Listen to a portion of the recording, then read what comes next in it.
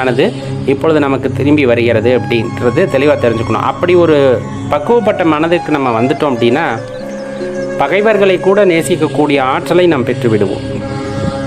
சாதாரண விஷயம் அல்லவல்லவா? ஒருத்தர் நமக்கு துன்பம் செய்கிறார் அப்படிங்கும்போது அந்த துன்பத்தை நாம் அனுபவிப்போம். அதில் எந்த மாற்று கருத்துமே இல்லை. ரொம்ப கொடுமையானதாக கூட இருக்கும்.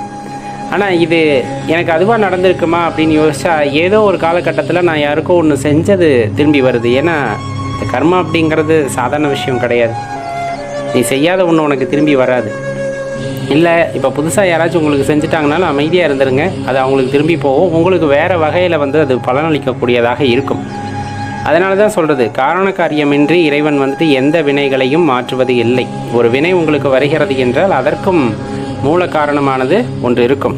இதை தெளிவாக புரிஞ்சுக்கிட்டவங்க பகைவர்களையும் நேசிக்கக்கூடியவர்களாக இருப்பார்கள். ஏன்னா இப்போ ஒரு வேளை அந்த எதிரிகளோ பகைவர்களோ உங்களுக்கு அந்த தீங்கை செய்யாமல் விட்டிருந்தால் அது இன்னும் வேறு விதமாக வேறு அளவுகோளுடன் அது நம்மை பாதிக்கக்கூடும்.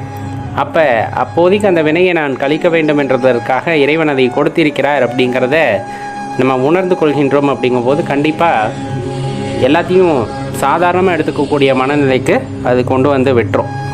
அப்போ தான் அந்த மனசில் அந்த யதார்த்தம் அப்படிங்கிறது வரும்.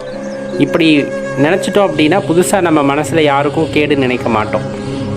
ஏன்னா இந்த வலி நமக்கு அதிகமாக இருக்கிறது அப்படிங்கும்போது இதை நாம் ஒருவருக்கு திரும்ப செய்கின்றோம் அப்படிங்கும்போது எவ்வளோ வலி ஏற்படும் அப்படின்னு நமக்கு தெரியும். இன்னொன்று, ஏதோ செஞ்சனால தான் இப்போ இந்த வலியானது நமக்கு வந்திருக்கிறது. அதனால் தயவு செஞ்சு இனிமேல் எதுவும் செய்யாமல் இருந்தோம்னா இந்த மாதிரி பிரச்சனைகள் நமக்கு வராமல் இருக்கும் அப்படிங்கிற அந்த ஒரு தெளிவானது அந்த மாதிரி காலகட்டங்களில் தான் உண்டாகும்.